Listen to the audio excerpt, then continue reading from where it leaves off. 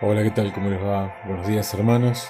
Eh, Agradecido a Dios de que podamos estar a través de este medio, eh, comunicándonos y bueno, sabemos que hoy es un día particular porque es un festejo eh, general acerca del Día del Padre y, y bueno, aquellos que puedan reunirse, bueno, aunque sea un grupo minúsculo, padres e hijos, que Dios realmente los bendiga y les ayude en este día tan particular. Eh, no quiero robarles mucho tiempo hoy, pero quisiera compartir algo que la palabra padre significa en el idioma arameo. Y significa fuente constante de vida. Y más allá de la parte de progenitor que tiene un padre, eh, lo que apunta esta palabra padre en arameo es a que es un constante flujo de cosas el padre, de cosas buenas o de cosas malas, pero es un constante flujo de cosas. Y, y me interesa porque me gustó como esa forma, ¿no? Y la idea de poder siempre poder ser una fuente donde nuestros hijos puedan venir eh, a beber cuando tienen sed, ¿no? Que uno pueda estar siempre dispuesto, siempre eh, estar atento a esas necesidades, ¿no? Cuando muchas veces los hijos, a veces, como todos hemos sido hijos, pero como yo le digo a los míos a veces, no es que uno puede ir a una escuela a estudiar cómo ser papá. Y tampoco el hijo tiene esa posibilidad. Entonces, juntos vamos aprendiendo. Pero bueno, de alguna manera, como padres tenemos otra responsabilidad y es básicamente la de saciar sus necesidades. Pero sobre todo esta palabra es una fuente constante de vida y se refiere más profundamente a lo que tiene que ver con las cosas internas de una persona, con aquello que tiene que ver con la vida plena de una persona. En la palabra de Dios en Segunda de Crónicas, en el capítulo 33, vemos que hubo un rey que era hijo de Ezequías, Manasés. Ezequías fue un hombre que hizo lo bueno delante de Dios, buscó al Señor desde su juventud. Como todos nosotros, también cometió sus errores, pero no obstante, pudo llevar su vida a llevar a consagrar su vida al Señor. Eh, Él muere y, y su hijo Manasés comienza a reinar a partir de los 12 años. Y estuvo reinando 55 años en el reino de Jerusalén. Pero Manasés hizo todo lo malo. Y dice la palabra de Dios que hizo más mal aún que aquellas naciones que Dios había quitado delante de ellos porque eran naciones que hacían lo malo delante de Dios.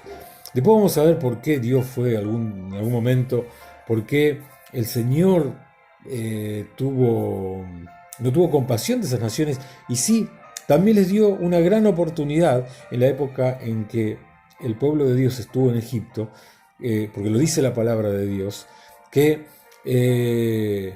ellos no quisieron volverse al Dios verdadero. Entonces cuando llegó Israel a la tierra prometida, esas naciones fueron quitadas del medio, porque eran naciones que sacrificaban a sus hijos vivos, que adoraban a todo el ejército del cielo. Bueno, y Manasés siguió ese camino de las naciones que estaban allí en lo que era todo Israel después, lo que fue todo Israel después.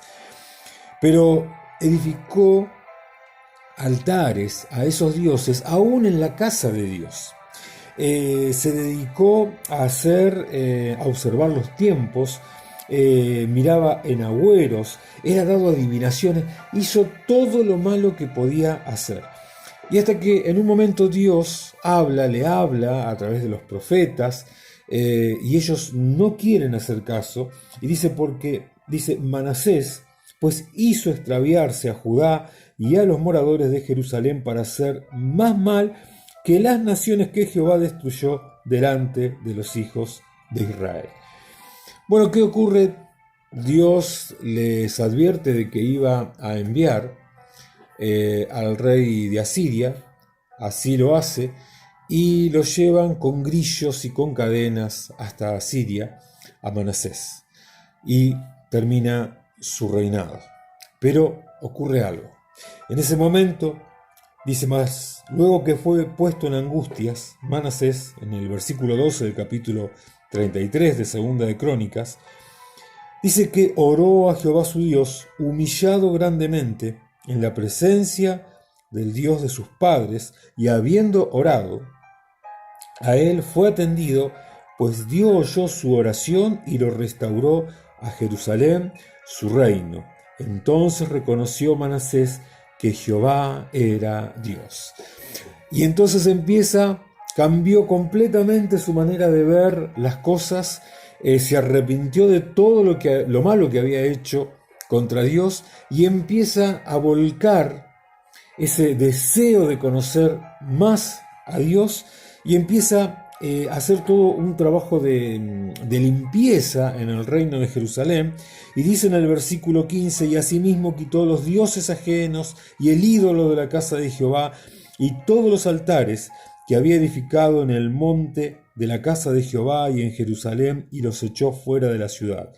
Reparó luego el altar y sacrificó sobre él sacrificios de ofrenda de paz y alabanza, y mandó a Judá a que sirviesen a Jehová, el Dios de Israel, pero el pueblo aún sacrificaba en los lugares altos, aunque lo hacía para Jehová su Dios.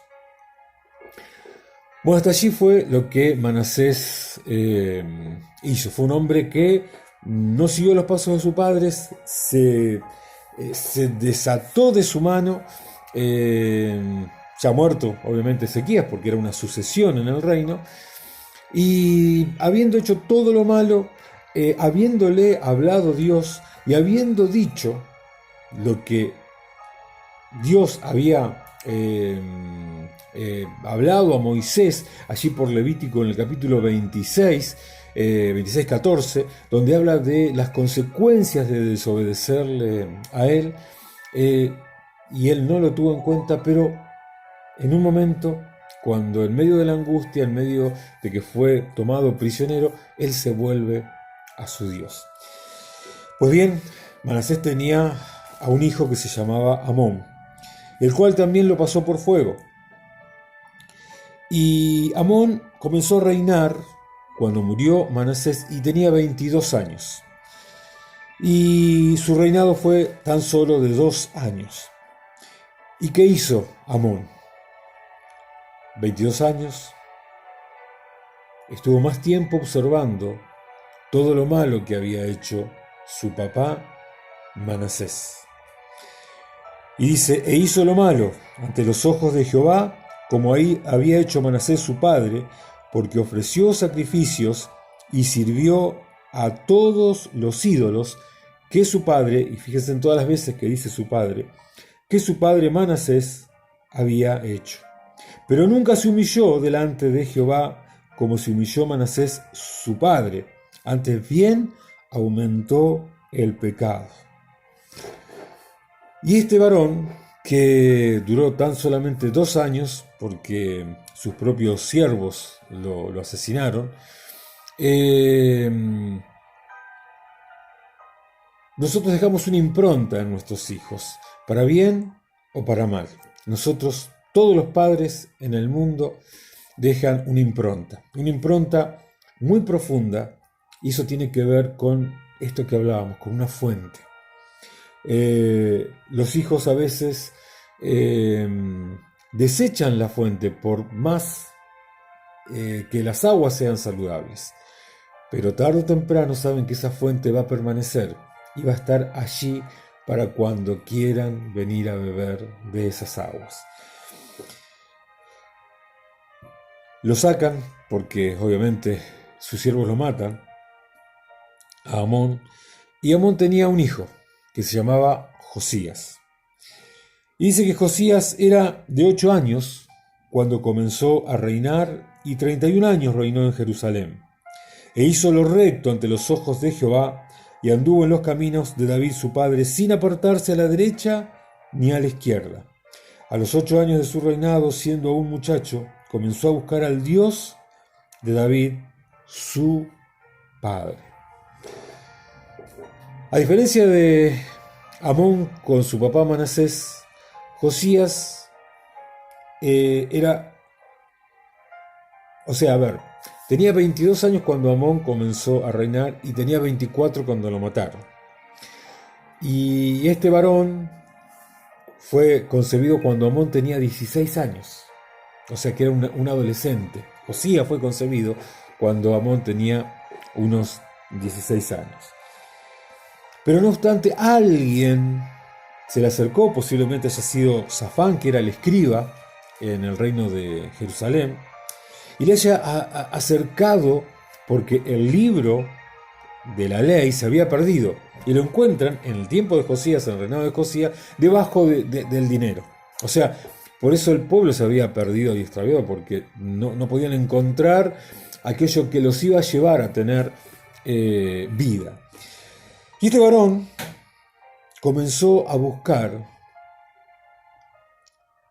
a este David, que fue el segundo rey en la dinastía de Israel, y que Dios mismo habló diciendo que tenía un corazón como el de él.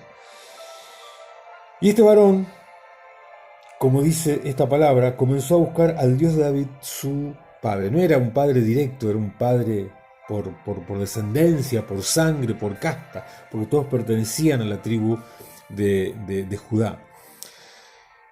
Y yo muchas veces me he sentido en la necesidad de pedirle perdón a mis hijos, porque en algún momento, por algunas razones, por algún momento en el cual uno o a veces pierde los estribos o se enoja de una manera desmedida, y muchas veces lastimamos esos seres que en un momento fueron pequeños, pero que después van a ser hombres y mujeres.